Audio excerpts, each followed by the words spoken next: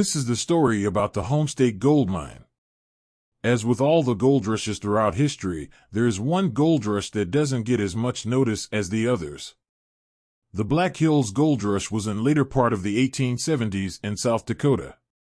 Rumors about gold in the Black Hills go back to the early 19th century. In the 1860s, a priest by the name of Father De Smet is said to have seen local Sioux Indians carrying gold which was said to come from the Black Hills. With this and other information and word of mouth, prospectors started to move into this area looking for gold. Then, in 1876, Fred and Moses Manuel, along with Harney and Alex Engh, made a gold discovery in the area around Deadwood Creek. They called their claims the Homestake claims.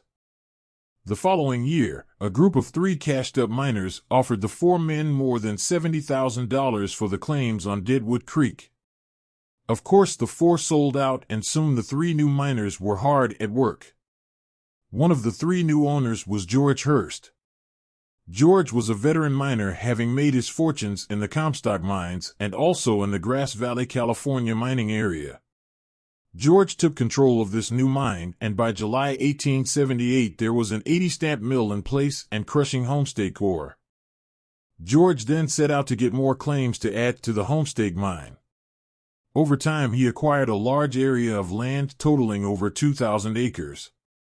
He bought out the water canals for the mine's use and even had a railroad built to replace the old wagon roads that he originally had to use when he first started. By 1900 there was 2,000 men working the mine and the mill. The following year, the mine started using locomotives instead of horses and mules. The Homestake mine was one of the first mines to use cyanide to help mercury amalgamation. This technique allowed the mine to reach an above-average grade of 94% pure gold. This gold was then shipped off to the mint for further refining.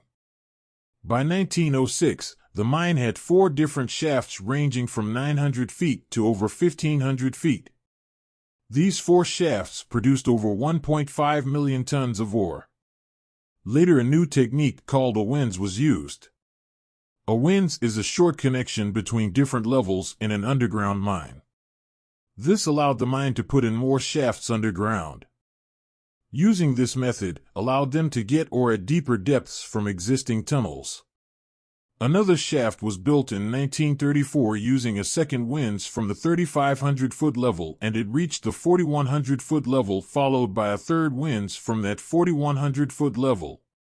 In 1975, mining had reached the 6,800-foot level, and 2 more winzes were planned to reach down to 8,000 feet.